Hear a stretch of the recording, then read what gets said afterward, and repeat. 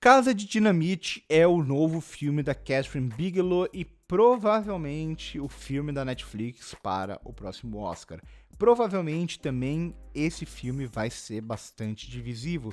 Divisivo tanto com um público que vai criar uma expectativa sobre a resolução que não é o foco do filme, mas ainda assim muita gente, essa busca por respostas de parte do público pode frustrar muita gente, e também acho que é um filme que vai frustrar muita gente pelo seu próprio posicionamento político conflitante, digamos assim, o que já é de se esperar, né? Os filmes da Catherine Bigelow são sempre assim, né? Principalmente esses filmes mais políticos que trabalham essa dinâmica da guerra, do armamentismo, dos Estados Unidos como um estado poderoso e imperialista em certo sentido, toda essa relação com as armas que já está presente ali no seu texto inicial, né, que já fala muito sobre essa relação de um mundo que se acreditava que tendo armas nucleares apenas com poucos países, ou tendo armas nucleares com alguns países, seria o suficiente para uma paz mundial, que na verdade cria-se aqui o que ela diz que é uma casa cheia de dinamites, né?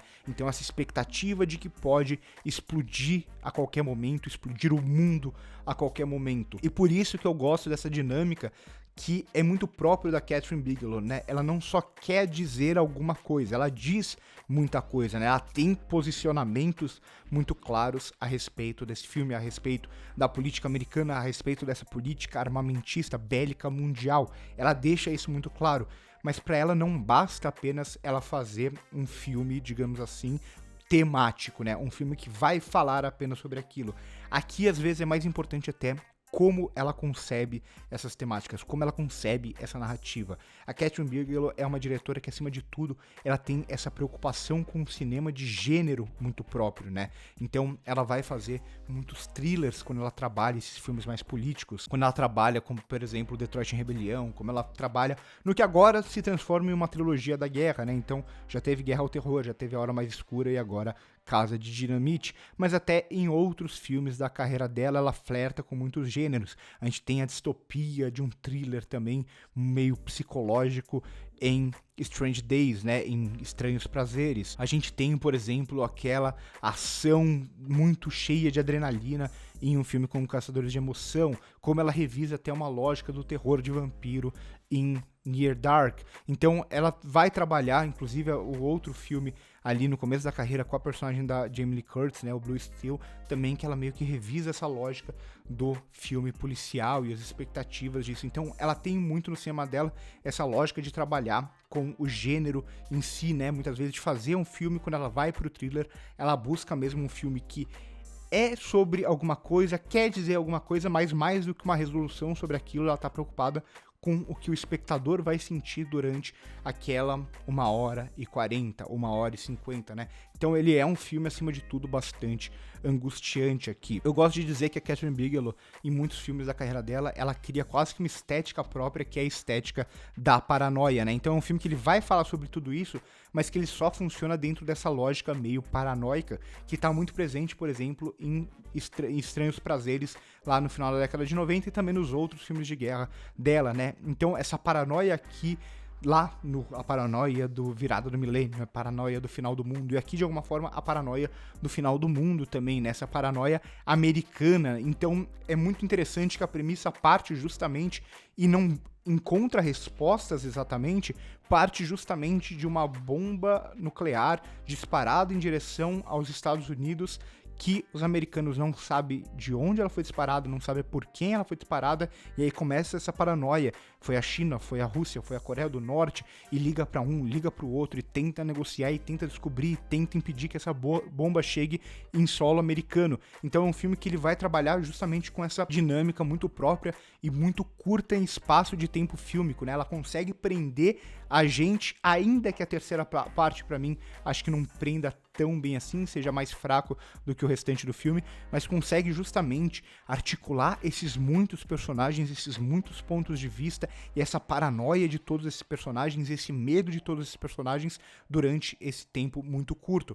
E como que ela faz isso? Ela faz isso, claro, como eu disse, através de muitos personagens, coisas do tipo, mas justamente uma percepção do filmar hoje ou de como as câmeras funcionam no mundo atual. Então, a gente vai ter momentos, principalmente no começo ali, de espaços muito fechados, digamos assim, e que vai ter essa estética ali, quase como se fosse uma câmera de segurança que se aproxima do personagem, perde o personagem de vista, vai pra lá, vai pra cá, dá um zoom aqui, e a câmera é muito evidente, né? Então, quase como esse mundo vigiado, ainda que se passe quase que numa espécie de subsolo ali, onde as decisões são tomadas sem nem uma conexão com o mundo exterior, né? Essa decisão americana que pode destruir o mundo, ou que vai se defender, ou que vai contra-atacar, e tudo é feito meio que a portas fechadas. Mas, acima de tudo, também de usar muito de um espaço que vai além daquele espaço. O que eu tô querendo dizer com isso?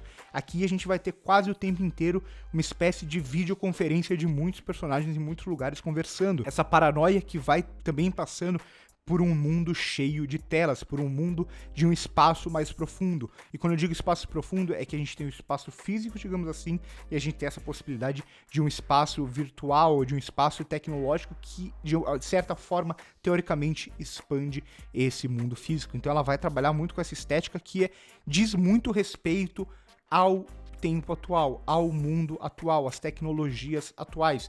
E aí, até essa lógica de diferentes pontos de vista, diferentes personagens. Acho que tem um trabalho muito bom do filme.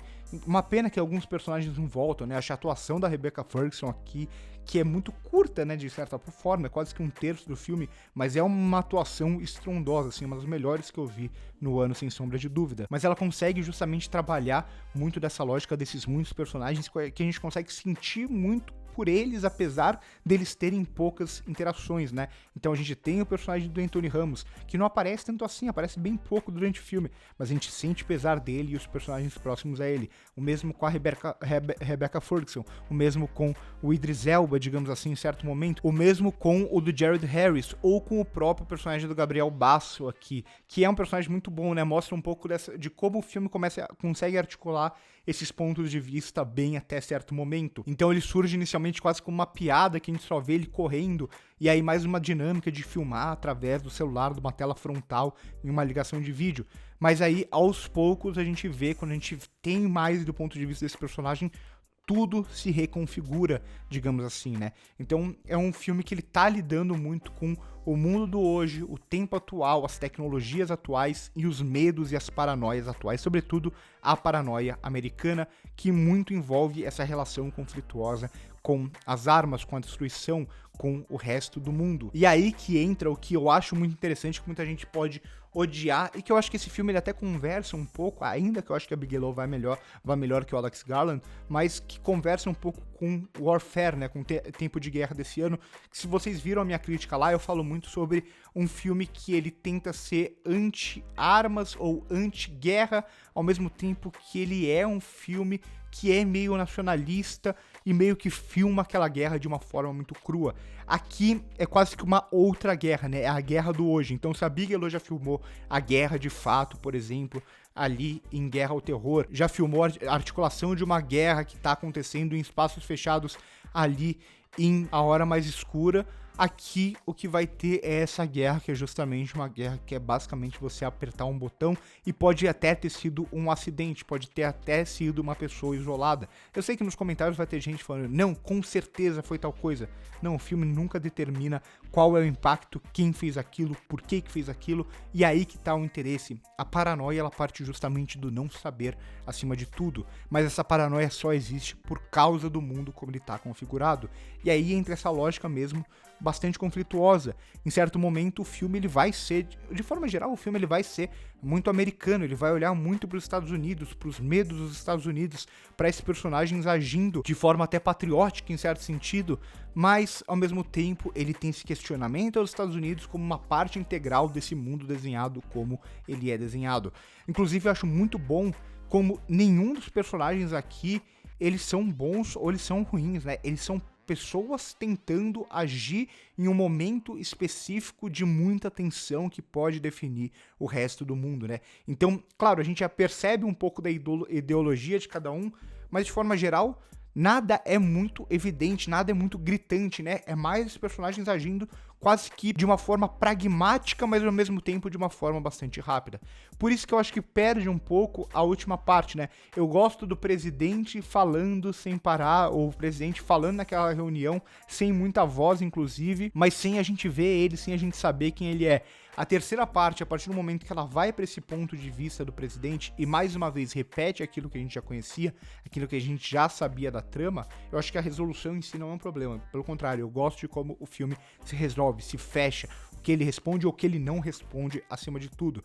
Mas quando a gente vai para essa última parte, que até é boa, até é bem filmada, até essa articulação do presidente é interessante e tal, mas eu acho que é uma parte que meio que ela vai se estendendo de alguma forma, sem a gente realmente conseguir sustentar tanto a lógica do thriller, que é o que funciona durante grande parte do filme, justamente porque a gente meio que já sabe o que aconteceu, como aconteceu, e o máximo que a gente vai ter diferente ali é mesmo essa aproximação com esse personagem acima de tudo, e acaba sendo legal, mas bem inferior ao restante do longa. Mas ainda assim, eu acho que provavelmente eu vou ser uma das pessoas que mais gostou de Casa de Dinamite. Eu sou muito fã do cinema da Kathryn Bigelow, eu acho que faz muito bem uma diretora que ela entende o mundo, ela entende as contradições do mundo, um filme que se permite ser contraditório e ao mesmo tempo um filme que ele entende-se não só como um filme que quer dizer alguma coisa, mas que é muito mais um filme que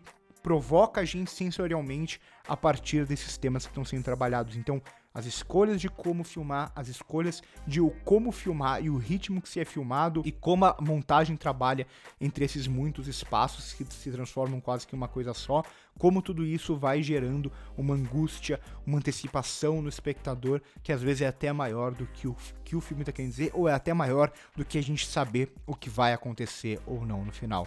Gostei de Casa de Dinamite, achei um dos bons filmes do ano. Muita gente tá detestando esse ano, eu acho o ano de 2025 realmente muito, muito bom para o cinema até o momento. Espero que seja realmente a aposta da Netflix pro Oscar, que a gente pode ter mais um bom filme, tem alguns bons filmes já para esse próximo Oscar que devem ser indicados para a temporada de premiação como um todo. Então por hoje é isso, comenta aqui embaixo numa boa, vamos trocar uma ideia, o que você achou do filme, você gostou, não gostou? Não gostou que o filme não dá as respostas que você queria? Não gostou por causa da sua ideologia mais clara ou menos clara e mais conflitante? Não gostou porque o filme acaba se repetindo bastante? Ou gostou de tudo isso? Enfim, comenta aqui embaixo, vamos trocar essa ideia, curte o vídeo se gostou, se inscreve no canal se não é inscrito, passa no primeiro comentário fixado para ver as minhas outras redes sociais, por hoje é isso e corta.